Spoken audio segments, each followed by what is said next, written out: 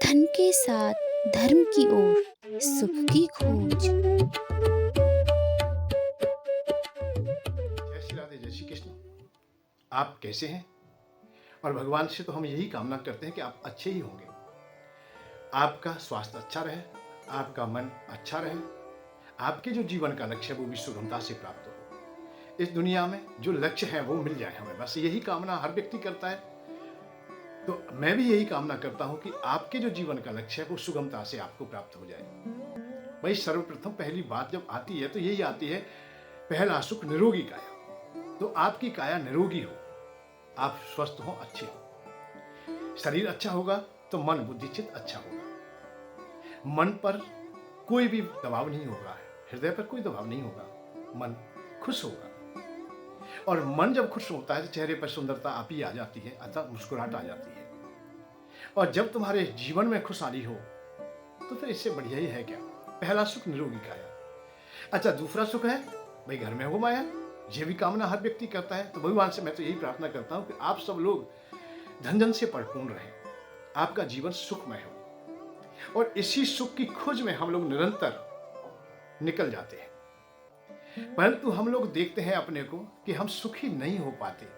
ये कौन सा रहस्य है कि हम सुखी नहीं हो पाते हैं? सुख की कामना हम बहुत करते हैं और सुख चाहते भी हैं कि हम कैसे भी सुखी रहें और निरंतर सुखी रहें। तो हमारे द्वारा कहीं ना कहीं तो अधूरापन है, कुछ ना कुछ हमसे छूट जाता है जिसे हम समझ नहीं सके हैं, जिसे हम समझ नहीं पाए हैं कि ऐसा क्या छूट गया हमसे जो हम समझ ना सके। वृद्धजनों ने, माता पिता ने, संतों ने, महात्माओं ने, वक्ता प्रवक्ताओं ने, शास्त्र पुराण सब बताने में तो लगे हुए हैं, सब बताते हैं। ऐसा भी नहीं है कि नहीं बताते हैं, परंतु फिर भी हमसे कुछ ना कुछ छूट जाता है।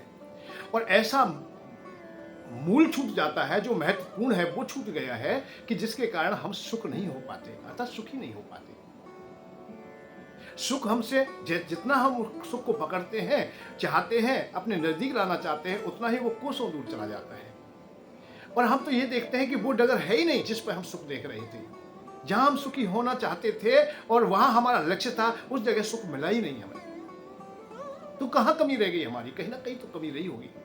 वैसे हम लोग देखते हैं कि पहली अवस्था में हमारा देश या हम लोग आर्थिक अवस्था से बहुत जूझते हुए थे। आज सने सने उभरते आ रहे हैं हम लोग। आज रोटी हमारे पास में है, वस्त्र भी बहुत हाथ में है और मकान भी है। पहले सरकार की ओर से भी या समाज की ओर से यही बात आती थी, भैया जिसके घर पर घर हो, जिसका पहनने को वस्त्र हो, रोटी कपड़ा और मकान, ये तीन ही बातों की तो बात थी। और उस अवस्था में हम लोग, एक महत्वपूर्ण कार्य था कि हम सहजता से झूठ नहीं बोलते थे। कोई विशेष ही बात होती थी, विशेष अवसर की बात होती थी, या दूसरे के प्राणों का संकट है, अपने मान सम्मान सब कुछ जानने वाला है, तब हम जाकर के कोई मिथ्या शब्द बोल देते थे। नहीं तो मौखिक में भी हम झूठ नहीं बोलते थे। वो कारण क्या था कि उस समय हमें गुरुजन लोग ये बताते थे, ये साधारणता से भी बताते थे कि अमुक कार्य करोगे तो पाप पड़ेगा, अमुक ये अपराध करते हो तो इससे पाप पड़ेगा, ऐसा काम मत कीजिए, इसे मत छूइए, या ऐसे शब्द मत बोलिए, ऐसे तुम्हारे पैर लग जाते हैं किसी से। कन्या से यदि पैर भी छू गए तो ये होता पाप पड़ेगा, इसलिए कन्या के पैर छू लिए जाते थे। माता पिता गुरुजन का कहीं शब्दों के द्वारा या हमारी क्रिया के द्वारा, हमारी बोलचाल के द्वारा कहीं अपमान होता था तो ये निर्णय कर लिया जाता था कि भाई अब तुम पाप हो गया है हमसे।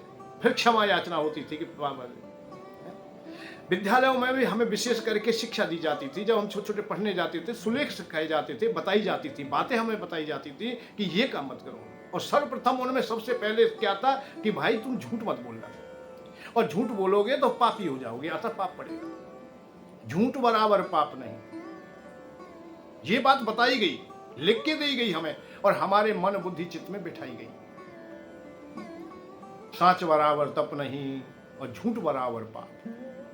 साच बोलोगे, सत्य बोलोगे, सत्य तुम्हारे हृदय में होगा तो आप तपेश्वरी हो गए, आप एक भजन करने वाले हो गए, आप योगी हो गए। साच बराबर तप नहीं, तपस्या अतः तपेश्वरी हो गए। जो बड़ी बड़ी समाधि लेकर के, बड़े बड़े जाप करके, बड़े बड़े यज्ञ हवन आदि करके, व्रत उपवास करके जो सिद्धियां तुम्हें प्राप्त होती थी, वो तुम्हारे सत्य बोलने से हो जाएगी। पिता से झूठ ना बोलने, माता से झूठ ना बोलने, भाईजन, बड़े भाई गुरुजन लोग हैं, उनसे झूठ ना बोलें, हम समाज में झूठ ना बोलें, हम सरकार से भी झूठ ना बोलें। अब बात इसी बात की है कि हम देखते हैं कि माता से भी हम झूठ बोल देते हैं, पिता से भी झूठ बोल देते हैं, गुरुजनों से भी झूठ बोल रहे हैं, सरकार से भी झूठ बोल रहे हैं। जहां कहीं सरकार की बात आती है वहां तो बिल्कुल ही मर्यादाएं तोड़ देते हैं हम लोग। सरकार तेल दे तो पल्ले में ले, अर्थात उसके सामने कुछ भी कह दे। सरकार ने कह दिया कि आप भाई गरीबी रेखा में हो, आप कमजोर हो, कोई बात है, कोई परेशानी है तो हमें लिख के दे दीजिए, हम तुम्हारी सहायता करेंगे, हमें तुम्हें खैरात देंगे, अर्थात तुम्हें अन्न भी देंगे, चावल भी देंगे, पैसे भी देंगे, वस्त्र भी देंगे, मकान दुकान देंगे, जैसी जैसी सुविधाएं वो बता रहे हैं कि जिससे कि मेरी प्रजा सुखी रहे। जो राजा विचार करता है। हम क्या करते हैं कि हमारे पास आवश्यकता नहीं है, तब भी हम लिख के दे रहे हैं, कह रहे हैं कि हम गरीब आदमी हैं, हम भूखे मर रहे हैं, हम परेशान हैं, हमारे पास रहने की अवस्था भी है, वस्त्र भी हमारे पास है, भोजन भी है, हमारे पास खेत खलिहान भी है, परंतु हम फिर भी याचना किए बैठे हैं। कई अवस्थाओं में मैंने देखा है पिता के पास भारी संपत्ति है और पुत्र कह रहा है कि मेरे तो नाम एक इंच भी जगह नहीं है, मैं तो बहुत गरीब हूं। पिता की संपत्ति भाई पिता के मरने के बाद आएगी, पहले वो नाम नहीं कर रहा है, अलग बात है, परंतु पिता पे संपत्ति है, जीविका के साधन तुम्हारे पुष्ट हैं, अच्छे हैं, फिर भी हम झूठ बोल लेते हैं। जबकि हमारे गुरुजनों ने हमें बताया था ये बात कि सांच बराबर तप नहीं, सत्य बोलेगा तो तू तपेश्वरी हो जाएगा। फिर तू कुछ करे या ना करे, यज्ञ हवन हो या ना हो, पूजा पाठ हो या ना हो, परंतु तू उन योगियों से कम नहीं है जो तपस्या करके जो स्थान को प्राप्त करते हैं, वो तुझे सत्य बोलने से मिल जाएगा। ये बातें आई और शास्त्र पुराणों में भी आती है, ऐसा नहीं शास्त्र पुराणों ने प्रमाणित नहीं किया है। राजा हरिश्चंद्र यही विचार करते हैं कि मैं जीवन काल में सत्य कहूंगा। महाराज दशरथ यही तो कहते हैं कि मैंने जो वचन दिया है उसे मैं निभाऊंगा, और भगवान राम भी यही काम करते हैं कि मेरे पिता ने मुझसे जो आदेश दिया है उससे सत्यनिष्ठ होकर के मैं पालन करूंगा। राजा हरिश्चंद्र सत्यवादी हो गए। क्यों हो गए? कि उन्होंने सत्य को अपनाया, उन्होंने छल कपट को छोड़ दिया, झूठ को छोड़ दिया। और भगवान ने तो स्पष्ट कहा है, तुलसी बाबा बहुत सहजता से कह देते हैं, हम लोग समझ नहीं पाते। हम रामायण तो पढ़ देते पर रामायण को समझते ही नहीं। मैंने एक दिन और इशारा किया कि पढ़ना और जानकारी होना और समझना ये सब अलग अलग है। आप पढ़ लेते हो, बहुत बढ़िया बात है, पढ़ के जानकारी हो जाती है, ये भी बहुत बढ़िया बात है, पर जानकारी होकर उसे समझ जाना, अतः समझ लेना, तब ही आप लोग निर्णायक अवस्था में पहुंच पाओगे या कुछ आप लोग बन पाओगे। निर्मल मन जन सो मोह पावा, भगवान ने स्पष्ट कह दिया है कि निर्मल मन अतः छल कपट से दूर। जिस मन में, जिस बुद्धि में, जिस व्यक्ति में छल कपट बसा हुआ है वो मुझे प्रिय नहीं है, और भगवान को प्रिय नहीं है तो वो ही असत्य है। जो भगवान को प्रिय नहीं है बाकी का वो संसारी हो गया है, अर्थात वो रास्ते से भटक गया है। ये एक पैमाना है, एक नापतोल है हमारी कि भगवान को जो प्रिय है वही श्रेष्ठ है, और वही समाज में श्रेष्ठ होता है, वही समाज का नायक बन जाता है, वही समाज में उसे सम्मान मिलता है, आदर मिलता है। कब मिलता है? जब वो सत्य का अनुसरण करता है, और जो सत्य का अनुसरण नहीं करते उन्हें नहीं मिल पाता कुछ भी। निर्मल मन जन सो मोह पावा, मोए कपट छल छिद्र ना भावा। कपट छल छिद्र, कपट में झूठ आ जाता है, छल छिद्र में झूठ आ जाता है, चतुराई आ जाएगी व्यर्थ में ही। हमें आवश्यकता नहीं है, वहां भी हम चतुराई दिखा रहे हैं। जो सत्यता है उसे हम ढांक रहे हैं। जब हम इस प्रकार का व्यवहार रखेंगे तो हमें शांति का मार्ग नहीं मिलेगा। अब बात आती है कि ये होता कैसे, क्योंकि हमें कहीं ना कहीं तो अधूरा पड़ रहा, हमारे गुरुजनों ने बताया नहीं। आज की जो शिक्षा जो बढ़ती जा रही है, जो हमें शिक्षार्थी मिल रहे हैं, इसमें यही एक कमी है कि हमें सनातन धर्म की जो हमारी परंपराएं थी वो नहीं बताई जाती। हमारे बच्चों को ये बताया ही नहीं जाता है कि पाप पड़ता है, किसी भी वस्तु प्राणी कोई काम करने से पाप पड़ता है। पहले तो हम जो जिस तख्ती पर, जिस पट्टी पर हम पढ़ते थे, यदि पैर छू गया है किसी का भी, वो भी बहुत दौड़ करके एक साथ में ही उसे 3 बार छू लेता था और मस्तक से लगाता था कि पाप पड़ेगा, पैर छू लिया है मैंने, मुझे क्षमा कर दे। तो उसके हृदय में ये बात थी कि ऐसा करने से पाप होता है, झूठ बोलने से पाप पड़ेगा, ये बताया गया उसे। आज नहीं बताया जाता है, उसका परिणाम होता है कि हम रास्ते से भटकते जा रहे हैं, छल कपट को अर्जित करते जा रहे हैं हम लोग। आध्यात्मिक क्षेत्र में भी हम जाते हैं तो वही काम करते हैं हम। आध्यात्मिक क्षेत्र में भी हम लोग प्रवचन करते हैं, कथा भागवत करते हैं और संत महात्मा भी हो जाते हैं,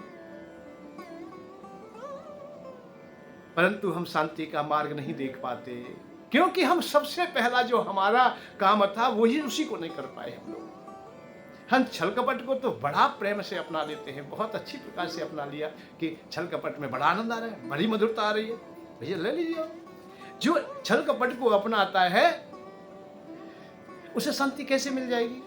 जो पे दुष्ट हृदय से हुई, भगवान ने भी एक बात कही है कि जिसके हृदय में दुष्टता होती है वो मुझे अच्छा नहीं लगता है और वो मुझ तक आ भी नहीं सकता है। मुझ तक का मतलब है, यह भाव उत्पन्न होता है कि शांति तक नहीं पहुंच सकता है, उस आनंद तक नहीं पहुंच सकता है, वो सुख का जीवन नहीं जी सकता है, सुखी जीवन उससे कोसों दूर रहेगा। हम कला, हाँ, नाना आज की पढ़ाई में एक गुण तो है कि नाना प्रकार की कला तो सीख लेते हैं, झूठ बोलना हम सीख लेते हैं कि ऐसे झूठ बोलो, ऐसे झूठ बोलो, ऐसे झूठ बोलो, ऐसे झूठ बोलो, दूसरे को मुक्त कर दें, बोलने भी ना दें। जैसे आज हम मीडिया को देखते हैं, दूसरे को बोलने नहीं दिया जाता है, वकील साहब को देखते हैं वो बोलने नहीं दिया जाता है, हम पुलिस को भी देखते हैं वो बोलने नहीं दिया जाता है, क्योंकि इतनी चातुरता वो सीख लेते हैं। ऐसे ही हम संत धार्मिक जो व्यवस्था है हमारी, इसमें भी इसी प्रकार की क्रियाएं हमारी, इसमें भी हम लोग अधिक से अधिक इतनी चतुराई सीख जाते हैं कि दूसरे को पता भी नहीं चलता है। वैसे पता भी चल जाए तो भी उसे शर्म नहीं लगती, क्योंकि वो खुल के आया है वहां से, उसे बता दिया गया कि हजारों लोग, ये मत समझना कि, ये समझना कि जितने लोग बैठे, कितने भी बैठे, हजारों बैठे या 10,000 बैठे या लाख बैठे या दुनिया तुम्हें सुन रही है, ये समझ लेना कि वो सब लोग मूर्ख हैं।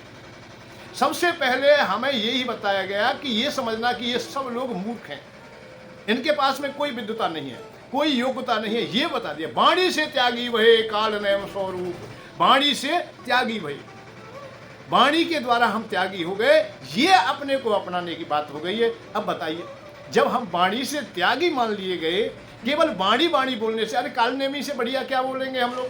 वाणी तो भैया कालनेमी की बहुत अच्छी थी, है? उसका परिणाम क्या हुआ? अरे हनुमान जी को ठगने चले और ठगने चले हनुमान जी को, 2 घूसा 2 लाख। अच्छी बात नहीं है। वाणी से तुम अच्छे हो सकते हो, वाणी, बहुत लोग अब तो केवल इतना ही बात और विद्यालय में सिखाई जाती है कि छींकता भी है तू, खांसता भी है तो कैसे छींकेगा, कैसे आप लोग छींकोगे, आप कैसे आप लोग खांसोगे, कि बहुत इशारे मात्र से आपको छींकना है, ज्यादा छींकोगे तो अच्छा नहीं लगेगा कि दूसरों को ठीक नहीं। ऐसे ही बोली सिखाई जाती है कि अचक बोलना, बड़े प्रेम से बोलना, जी कहना, ठगने वाले भी जी कह के बोलते हैं, जी जी, बड़े प्यार से बोलते हैं। वाणी से त्यागी वहे काल नयन स्वरूप, ब्रजवासी सच जान ले क्या तेरे अनुरूप।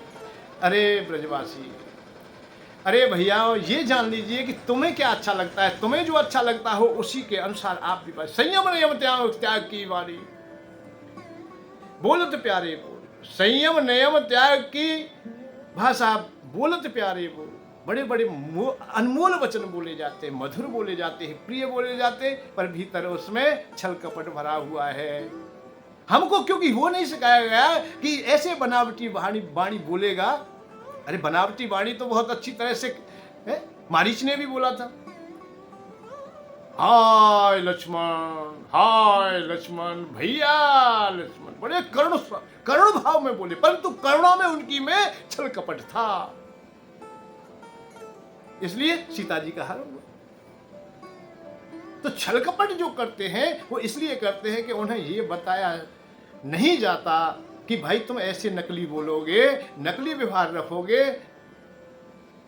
तो आपको पाप पड़ेगा, आप कीट पतंग पशु पक्षी बन के रह जाओगे, आपके जीवन बर्बाद हो जाएगा, आपको कोई मार्ग ना बनेगा, कोई स्थिति सही नहीं होगी। त्याग की बोल मत कर जैसी जैसी कोयल वाणी, क्यों ना हृदय धारण करता ब्रजवासी अज्ञानी। ये त्याग की भाषा बिल्कुल ऐसी है कि मधुर मधुर बोल लेते हैं, परंतु नहीं, तुझे जैसा अच्छा लगता हो, कूप जैसा बोल, ऐसा बोल लीजिए। हम जब जिस दिन समझ जाएंगे कि हम सत्य क्या है और असत्य क्या है, हमें गुरुजन लोग ये बता देंगे, तो हमें बहुत अच्छे अच्छे रास्ते मिल जाएंगे। और जब तक हम ये ना जान सकेंगे, आज हमें ये वैसे बड़ा दुख होता है कि आज की शिक्षा में हम बच्चों को देखते हैं तो ये पढ़ाई है ही नहीं, पता नहीं कौन सी पढ़ाई है। और ये विधर्मी लोग हमें ना जाने क्या बनाना चाहते हैं, हमारी संस्कृति से हमें दूर कर देंगे तो हमारे पास ना मानवता रहेगी ना मर्यादा रहेगी। ब्राह्मण ब्राह्मण नहीं रहता है, क्षत्रिय क्षत्रिय नहीं रहता है, वैश्य वैश्य नहीं रहता है और सेवक सेवक नहीं रहता है। आज हम रास्ते से भटक गए हैं, हमारे कुल और धर्म की मर्यादाएं भी टूटती जा रही हैं, जबकि हमारे शास्त्रों ने पुराणों ने हमें बताया जो तुम्हारी मर्यादा है वो सब भगवान तक जाती है। जिस जिस को धर्म को जो अपनाता है, ब्राह्मण एक तप करके तपस्या करके जो लोग प्राप्त करता है, क्षत्रिय व स्वधर्म को अपना करके वही प्राप्त कर लेता है। वैसे सत्य के अनुसार सबकी व्यवस्था करके अता व्यापार करके वही लोग पा लेता है। ऐसा नहीं है कि उनको सिद्धियां नहीं प्राप्त होती, उनको होती है। वैश्य की कथा सुनते हैं हम लोग, तुलाधार वैश्य तराजू जो काम करता है वो सत्य में ही करता है, सत्य को अनुसरण करके करता है, माता पिता की सेवा करता है तो उसे भी त्रिकालदर्शिता मिल जाती है, अर्थात उसे भी वो सिद्धियां प्राप्त होती हैं। जो एक ब्राह्मण को मिलने वाला है वही उन्हें मिल जाता है, क्षत्रिय को वही साधन मिल जाता है यदि सत्य निष्ठ होकर के वो राज्य करता है या प्रजा की रक्षा करता है, सुरक्षा करता है और धर्म पर अडिग होता है। आज झूठ मूठ को ना जाने कैसे अपने धर्म को छोड़ करके जब स्वधर्म का हम त्याग कर देते हैं और दूसरे के धर्मों को अपनाते हैं, उस समय संकट खड़ा होता है, उस समय परेशानी आती है हमारे सामने जब हम स्वधर्म का त्याग करके दूसरे के धर्म को अपना लेते हैं। इसीलिए तुलसी बाबा कहते हैं कि आज की स्थिति में जात कुजात भयो मंगता। अब स्वच्छंदता इतनी आ गई है कि हमें यह भी नहीं पता है कि हमें मांगना चाहिए या नहीं मांगना चाहिए। महाभारत आप पढ़ोगे तो कितनी जगह ऐसा आया है कि क्षत्रिय न जानामि देह तो किश्चित, ये क्षत्रिय तो जानता ही नहीं कि किंचित मात्र मुझे कोई कुछ दे। क्षत्रिय के लिए तो यही है कि मैं ही दूं, मैं सबका पालन करूं, देने के लेने के लिए तो हाथ पसारा ही नहीं। और वही क्षत्रिय आज हाथ पसार लेता है और जहां से नहीं लेना चाहिए वहां से भी ले लेता है, सरकार से भी ले लेता है, समाज से भी ले लेता है, दुनिया से ले लेता है। भाई ऐसा नहीं, इस प्रकार की अवस्थाओं को अपने को त्याग दीजिए, हम जाने अपने को समझे। और जिस दिन हम अपने को सही प्रकार से जान जाएंगे उस दिन बड़ा आनंद आएगा, जीवन बहुत अच्छा हो जाएगा, जीवन इतना अच्छा हो जाएगा जिसकी कोई सीमा नहीं है। सत्य में बहुत बल है। तो साच बराबर तप नहीं, झूठ बराबर पाप, और जाके हृदय साच है ताके हृदय आप। साच बराबर तप नहीं। जिन लोगों ने, जिन राजाओं ने, जिन महाराजाओं ने सत्य को अनुसरण किया, सत्य को अपनाया, वो सिद्धियां प्राप्त कर गए, वो आज भी गाए जाते हैं, उनके नाम उच्चारण किए जाते हैं। और सत्य इतना, देखो सत्य बोलने में कठिनाई तो हो सकती है, थोड़ी परेशानी भी हो सकती है। मैं ये नहीं कह रहा हूं कि सत्य सदैव उचित ही रहेगा, परंतु समय समय के अनुसार तो देख तो लीजिए। आज हम देख रहे हैं कि मौखिक में भी झूठ बोलते थे, सहजता से भी झूठ बोलते थे, जब आवश्यकता नहीं है तब भी झूठ बोल देते हैं हम लोग। हम दूसरों को वैसे ही झुटला देते हैं। हम रास्ते में चल रहे हैं या हमारा कोई रास्ते चलते पूछ रहा है कि भैया हमें अमुक जगह जाना है, रास्ता बता दीजिए, तो उल्टा सीधा रास्ता बता देते हैं। यदि नहीं है ज्ञात तो ये कह देता भैया मुझे नहीं पता है। उन्हें संतोष, मैं उनकी संतुष्टि करते, किसी और से जानकारी करके करते, पर नहीं, उल्टा रास्ता बता दिया और फिर पीछे से मुस्कुरा रहे हैं कि बता दिया घूम जाएगा, घूमता फिरेगा। मतलब हम लोगों को जो कि प्रयोजन भी नहीं था, उससे कोई प्रयोजन हमारा सिद्ध भी नहीं हो रहा था, कोई हमारा कोई लाभ भी नहीं मिल रहा था, परंतु हमने झूठ बोल दिया और उस झूठ का परिणाम हुआ कि जीवन वो तो अशांत रहा ही, अरे तू भी इसी प्रकार से भटकेगा, तुझे भी शांति ना मिलेगी। राजा हरिश्चंद्र सत्य को अपनाते हैं कि सत्य के अलावा मैं कोई भी अनुसरण नहीं करूंगा। स्वप्न में भी यदि ऐसा मैंने किया है तो मैं बड़ा अपराधी हो जाऊंगा कि मैं झूठ का अनुसरण कर लूं, स्वप्न में भी। और स्वप्न में ही राजा हरिश्चंद्र ने दान दे दिया, वो संकल्प ले लिया कि मैंने सब कुछ दे दिया है। प्रातः काल जब विश्वामित्र जी दान लेने के लिए आए, उन्होंने पहचान लिया कि यही वो ऋषि है जिन्होंने स्वप्न में मुझसे दान मांगा है। तो उन्होंने जान मान के भी कि मेरा राज्य जाने वाला है, मेरे सामने आपत्ति काल आएगा, परंतु नहीं, सत्य को अपनाया, सत्य को नहीं छोड़ा और सत्य पर इतने कठोर हो गए कि राज दे दिया। और राज देने के बाद में जब दक्षिणा देने की अवस्था आई तो उनके पास कौड़ी भी नहीं थी। अब कहां से दे? कोई उधार नहीं देता है, जिसके पास नहीं रहता है उसे उधार भी नहीं मिलता है। या ये कहिए कि जो तत्कालिक राजा थे विश्वामित्र जी, उन्होंने घोषणा कर दी कि राजा हरिश्चंद्र की कोई सहायता नहीं की जाएगी, राज्य से बाहर निकल जाए, राजधानी से बाहर हो गए। दूसरों से विनती भी की, नहीं मिला है, टहल भी की, टहल करने के उपरांत भी उन्हें वो धन प्राप्त नहीं हुआ है और ऋणी हो गई तो ऋण तो देना पड़ेगा। विश्वामित्र यहाँ आके बार बार उनसे यही बात कहते हैं कि आप चाहो तो आप लोग ऋण से मुक्त हो सकते हो, अपने राज्य को प्राप्त कर लीजिए, केवल ये मिथ्याचारण को जो तुमने संकल्प लिया है उसे तोड़ दीजिए कि मैं नहीं कोई दानवान कर रहा हूं, मैंने कोई वचन नहीं दिया, बस केवल तुम्हें इतना कहना है।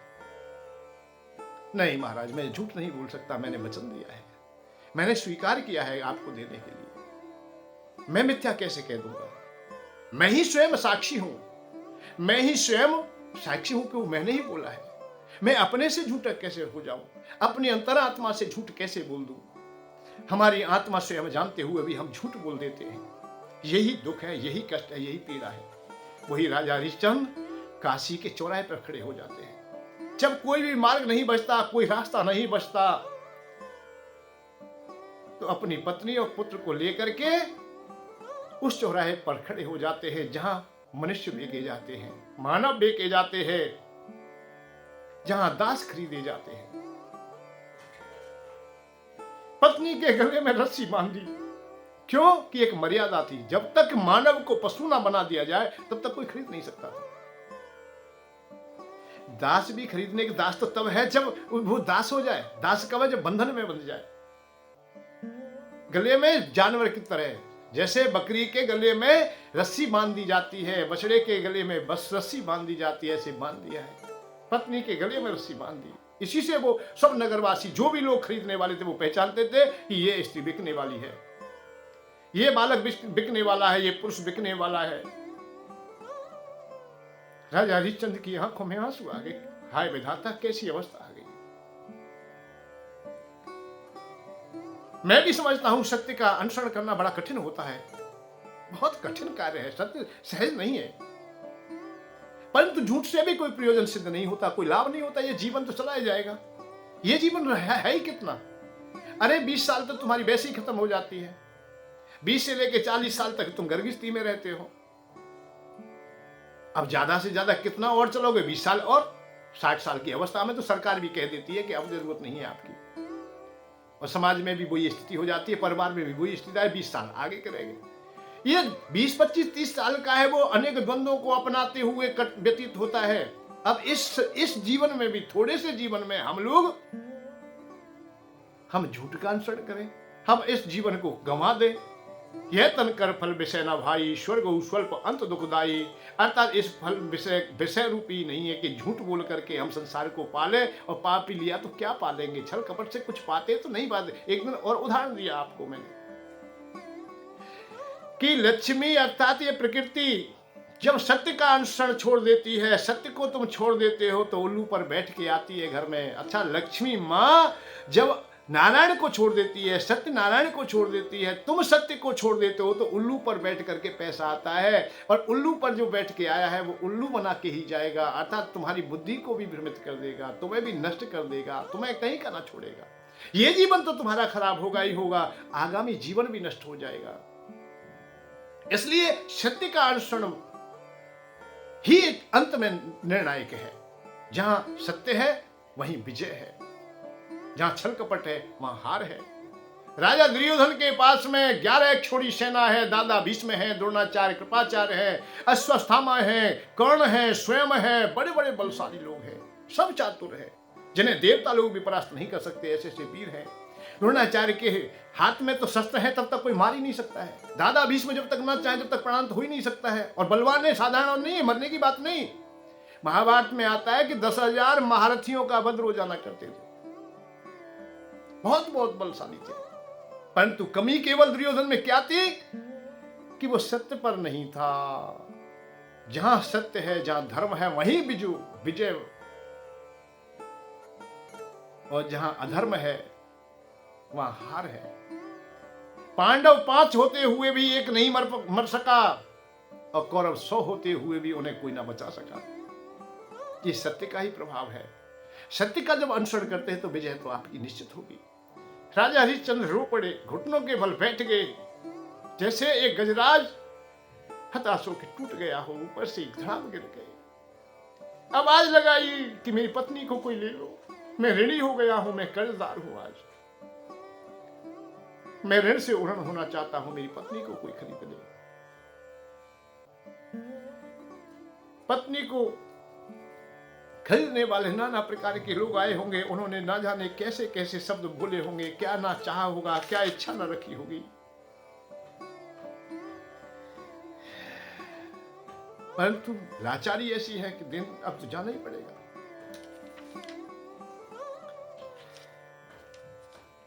लाचारी बहुत भयानक होती है, परंतु सत्य का अनुसरण फिर भी बहुत भारी है। जो सत्य को अपनाते हैं उन्हें परम सिद्धियां प्राप्त हो जाती हैं।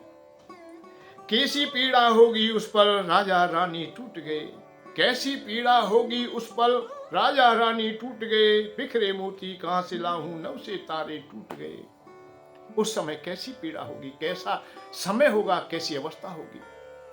क्यों राजा रो रहा है, रोते रोते क्यों, हे विधाता कैसी विडंबना है, आज कैसा समय आ गया है। जिस पत्नी को, जिस अबला को मैंने ग्रहण करते हुए संकल्प लिया था, देवताओं के सामने संकल्प लिया था कि इसके हर प्रकार की रक्षा सुरक्षा मैं करूंगा, भोजन की व्यवस्था मैं करूंगा, वस्त्र की व्यवस्था मैं करूंगा, आवास की व्यवस्था मैं करूंगा,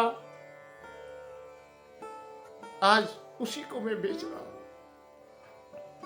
धिक्कार है मेरे बाहुबल के लिए, धिक्कार है मेरे क्षत्रिय धर्म के लिए, परंतु मैं पूर्वजों के धर्म को नष्ट नहीं कर सकता, मैं उनकी मर्यादाएं नहीं तोड़ सकता। मैंने वचन दिया है, उसका मैं पालन अवश्य करूंगा। धन की कमी रह गई तो पुत्र को भी बेच दिया, धन पूरा ना हो सका अपने को भी बेच दिया। हाँ, कठिनाई तो आ सकती है, परिश्रम। भाई देखिए, सत्य धर्म क्या है? धर्म वो है जिसमें परेशानी आती हो। भाई निभाने में कोई भी चीज, किसी भी क्रिया को आप लोग धर्म को निभाते हैं तो काम तो करना पड़ेगा। धर्म तो शिक्षा है, धर्म तो बताना है और धर्म अपनाना है। यह धर्म के अनुसार नहीं चलते, सुखमय जीवन जैसा तो हो सकता है, परंतु वो सार्थक नहीं हो सकता।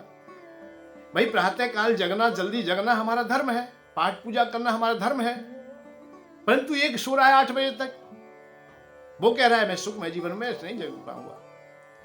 परंतु ये बताया जाए कि सुबह जगने वाले का स्वास्थ्य अच्छा रहता है, मन बुद्धि चित्त अच्छा होता है, भगवान का भजन थोड़ी देर कर लेगा, शांति मिल जाएगी।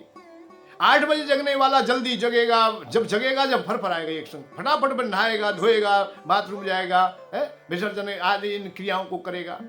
पूजा पाठ की तो बात ही नहीं है, जैसे तैसे करके कपड़ा पहने, फटाफट नाश्ता किया, भाग गया, ड्यूटी चला गया, फिर शाम को आया, इसी तरह से दिनचर्या उसकी गई, क्योंकि उसने व्यवस्थाएं भंग कर दी हैं।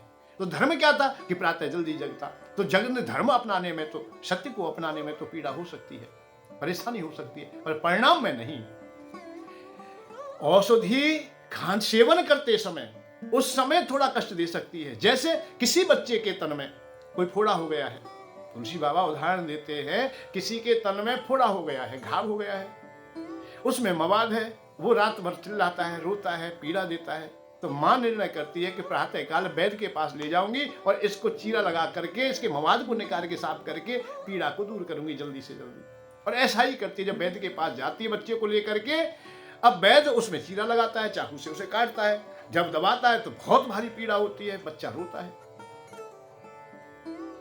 जिम शिशु तनुव्रत होए गुसाई, मात चिराव कठिन की नाई।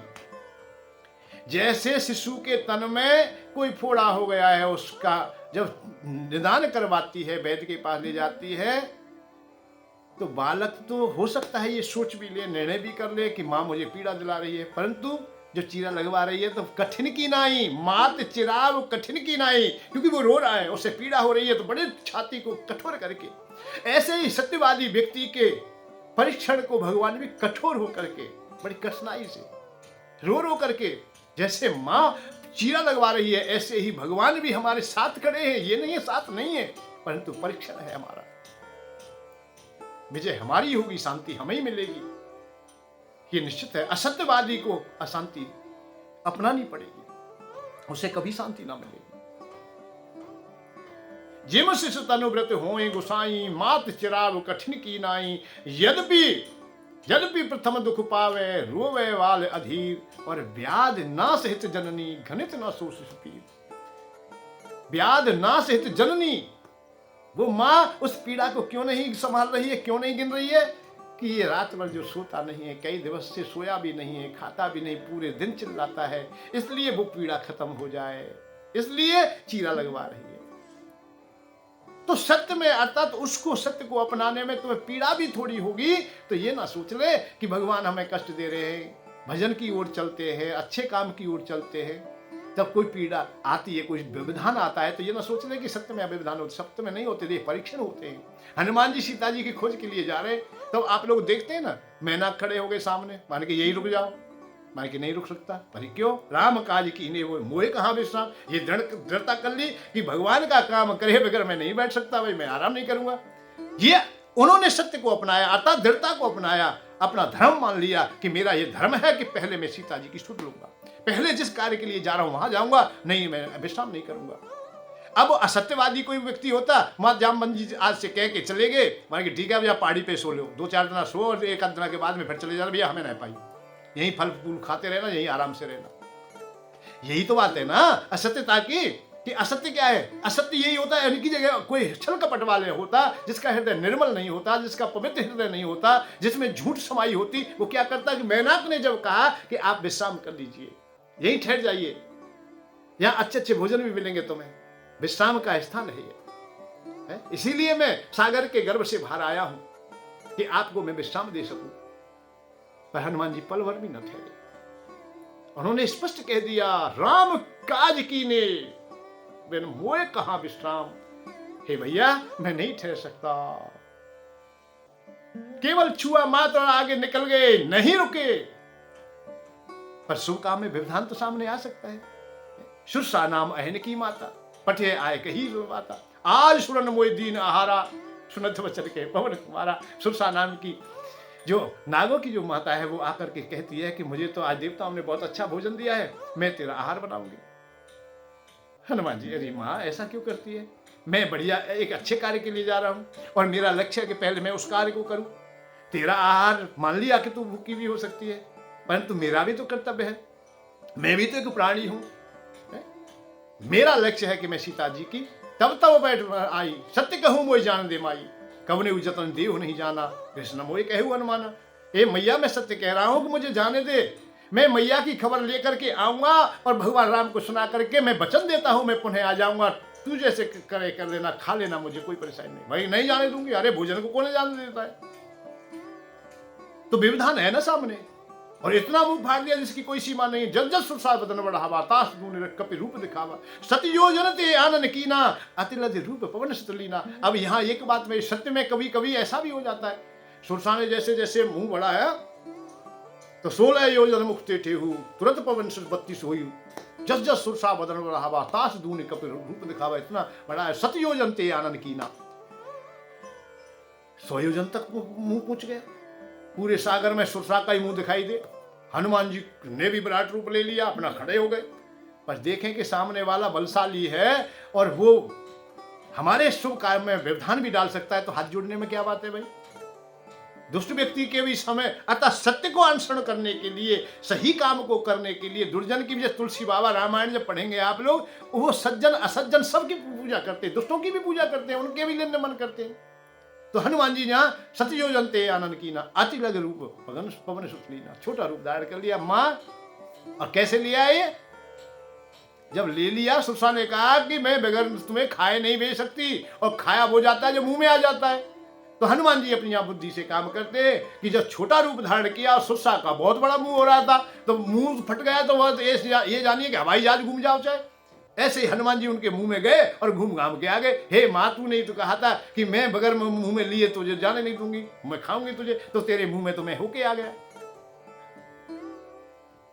खुश हो गई कि जिसमें सच्चाई होती है उसमें बुद्धिमत्ता भी होती है, क्योंकि जिसका मन बुद्धि चित्त ठंडा है, सत्य की ओर चलता है। अच्छा, जिनकी बुद्धि किसकी काम नहीं करती, सत्य बोलने वालों की बुद्धि ये नहीं मत समझ लेना काम नहीं करती, उनकी काम करती है असत्य का जो अनुसरण करते हैं। असत्य में क्योंकि विषय हावी हो जाते हैं, काम अंधा हो जाएगा, विषय अंधे हो जाएंगे, लोभ अंध हो जाएगा, विषांध है, कामांध हो जाएगा, मोहांध हो जाएगा, लोबांध हो जाएगा, जब अंधा हो जाएगा तो उसे कुछ नहीं दिखाई देगा। परंतु या तो बढ़िया कार्य के लिए जा रहे तो अंधे थोड़ी है, तत्काल ही उन्होंने निर्णय ले लिया कि और सुरसा के मुंह में घूम के चले आए। तो जो सत्य का अनुसरण करता है उसे कोई परेशानी नहीं, व्यवधान भी सामने आए तो भी चले जाएंगे और वो वरदान दे जाएंगे। वो भी जो व्यवधान है वो भी तुम्हारे लिए वरदान बन जाएंगे। राम काज किए, जिसने निर्णय कर लिया है कि भगवान का कार्य किए बगैर मैं नहीं रुकने वाला हूं, लक्ष्य हमारा है, सत्य की ओर लक्ष्य है, जहां पहुंच रहे वहां तक हम जाना चाहते हैं, तो हमें फिर कौन रोकने वाला है? फिर कोई परेशानी हमारे सामने नहीं है।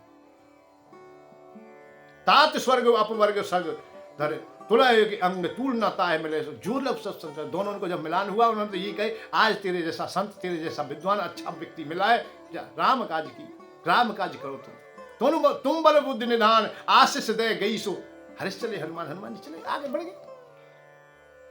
क्योंकि सत्य में बहुत बल है।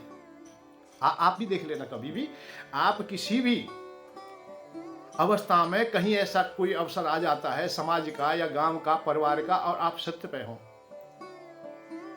या ये बात कहिए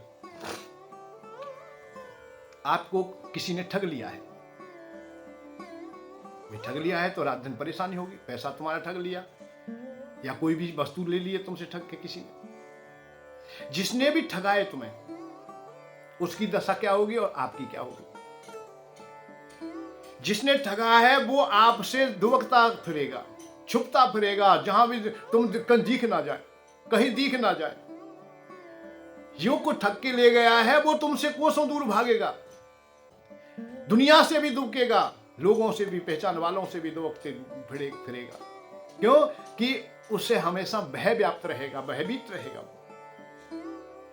परंतु जो ठग गया है वो तो सीना तान के चल रहा है, उसे कहीं छिपने की जरूरत है ही नहीं। जिसने चोरी की नहीं उसे कोई परेशानी नहीं है। इसीलिए मैं तो आज कह रहा हूं, निर्णय ये भगवान राम जी का भी निर्णय यही है।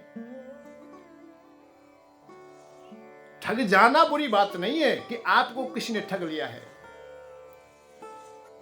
ठग लेना बुरी बात है। तुम किसी को ठगते हो तो बुरी बात है, ठग जाना बुरी बात नहीं है। सुरसा सामने आई, सब कुछ हुआ, परिणाम में सही हुआ। सिंह का आ गई, अरे वो तो छाया को ही पकड़ लेती थी। परंतु जो सत्य का अनुसरण करते हैं उन्हें कोई भी नहीं रोक सकता, वो जाएंगे अपने लक्ष्य। व्यवधान हो सकते हैं, मैं ये बात कहना चाहता हूं कि सत्य की खोज में तुम चलोगे, सत्य की ओर चलोगे, सच बोलोगे तो व्यवधान तो हो सकता है पर लक्ष्य मिल जाएगा तुम्हें। लंकनी भी मिलती है, लंकनी भी उन्हें रोकना चाहती है, परंतु लक्ष्य हमारा सीता जी की खोज है। वो निर्णय निश्चित ही हमें प्राप्त होगा। सब व्यवधान चलते गए, हटते गए, चलते गए, हटते गए, अंत में सीता जी तक पहुंच जाते हैं। सीता जी की खबर ले ली है, दोनों आपस में मिल लेते हैं, बीच में भीषण जी भी मिलते हैं।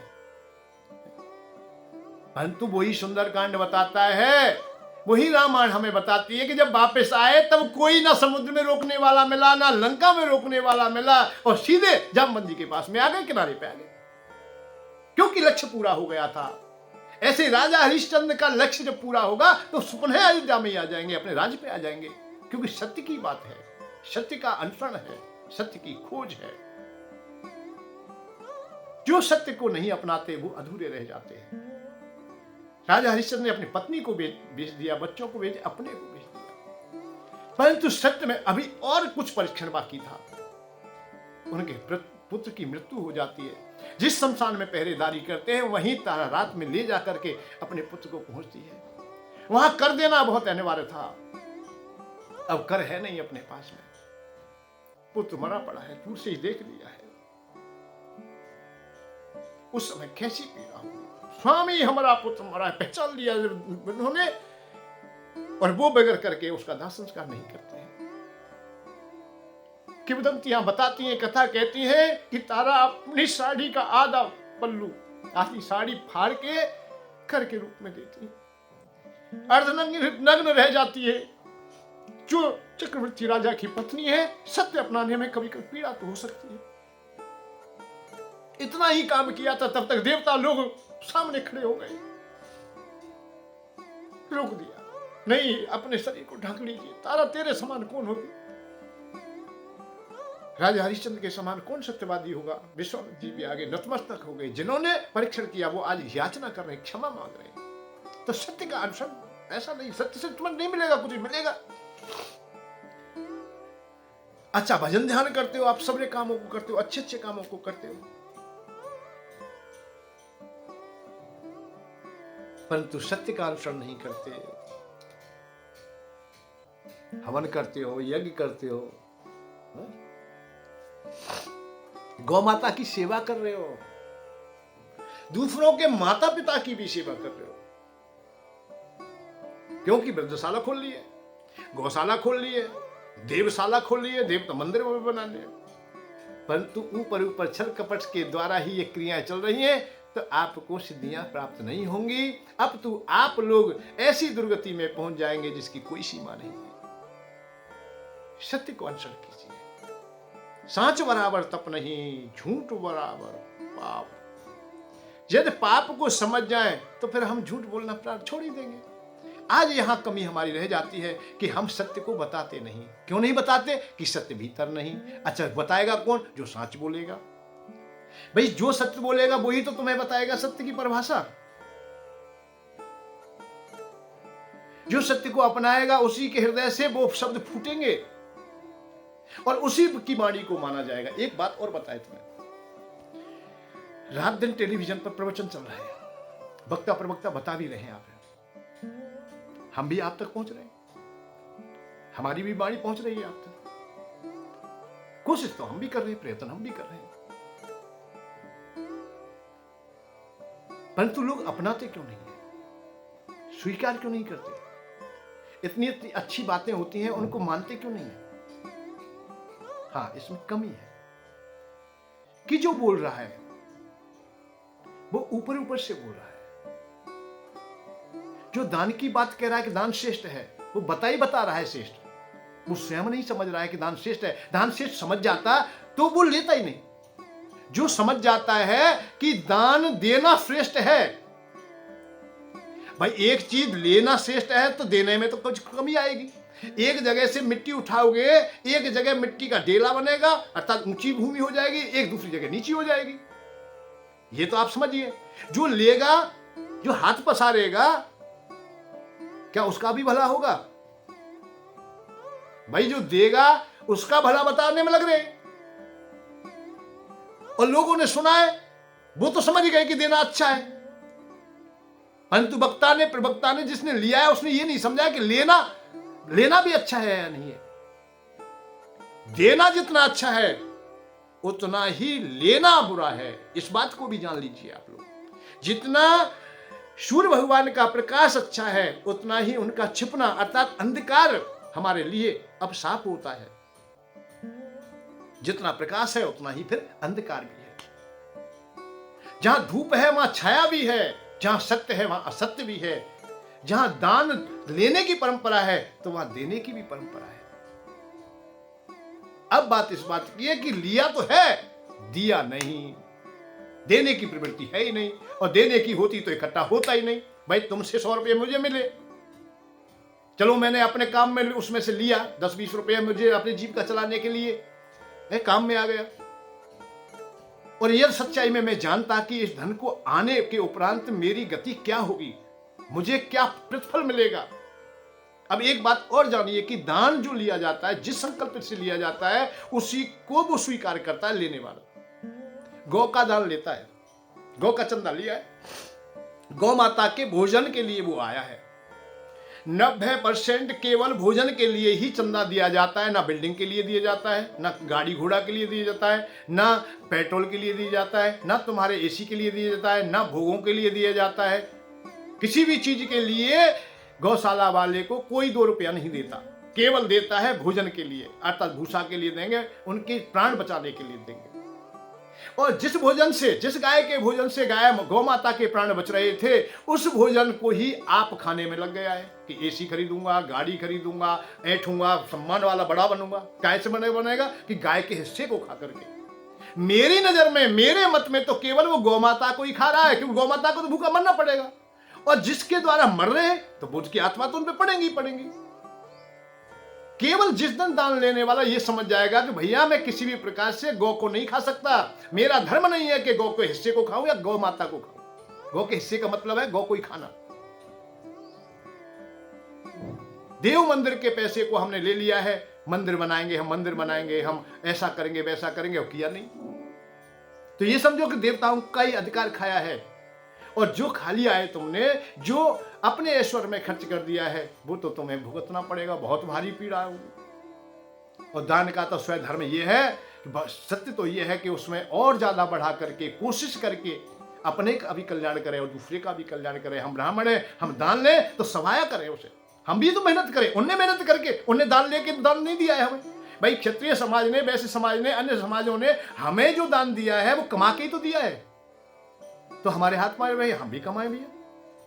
जिस युक्ति से, जिस प्रकार से कमाते हो उस प्रकार से हम भी कमाएं, और उस कमाई में से भी हम दें, और दान के साथ में मिला करके हम भी दें, तो क्या परेशानी, दोनों कल्याण हो जाएगा। और हमारा कर्तव्य है, हम ब्राह्मणों का कर्तव्य है कि दूसरों का कल्याण करें। पर दूसरों का कल्याण तब होगा जब स्वयं का कल्याण कर लेंगे। यदि पापी व्यक्ति को तुमने दान दे दिया है तो आप भी नरक में ही जाओगे, भोगी व्यक्ति को तुमने दान दे दिया है तो आप भी जाओगे। जो मर्यादाहीन व्यक्ति को दान करता है वो सब चला जाता है। कालनेमी को दान दे देते हनुमान जी, दक्षिणा दे रहे थे उन्हें, कुछ और भी देते तो बताइए क्या होता।